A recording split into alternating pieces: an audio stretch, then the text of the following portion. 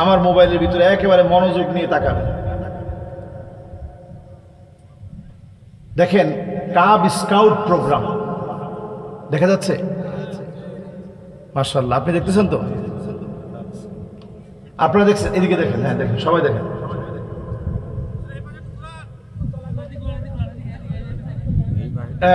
দেখছেন?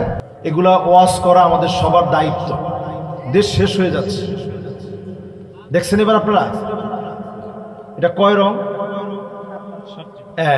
7 রং। কিসের আলামত? যুবকরা বলছে, দেখছেন কিসের আলামত? দেখেন সমকামীদের লোগো সব জায়গায় দেওয়া হচ্ছে। দিছে কোন ব্যক্তিটা? এই মশিউজ্জামান। ট্রান্সজেন্ডারকে প্রমোট করার জন্য এই সেই মশিউজ্জামান ট্রান্সজেন্ডারকে প্রমোট করেছে। শরীফ শরীফার গল্প সে দিয়েছে। আরো আসতে বলেন।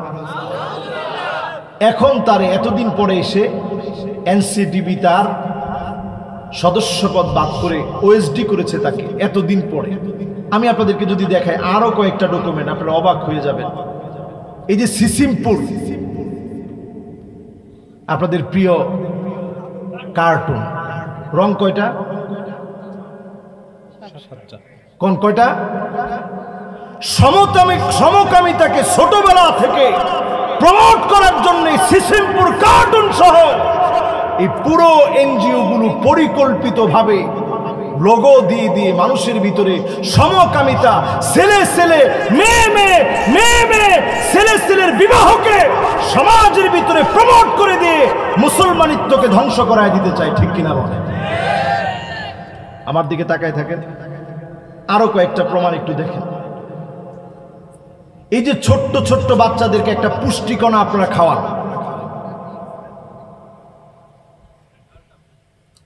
দেখছেন?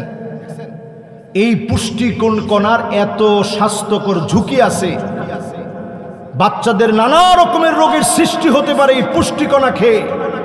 ব্রাক সুকৌশলে আশা দিশা, ব্রাক, কারিদাস, নিরাশা, নানা এনজিও, দেশি বিদেশি এনজিও গুলো প্ল্যান করে সমকামিতাকে বাচ্চাদের মনে প্রমোট করার জন্য পুষ্টি করার মতো সামান্য একটা গোড়ার ভিতরে পর্যন্ত তারা ঠিকই তাদের লোগোটা বসায় দিয়েছে। ঠিক কিনা বলেন?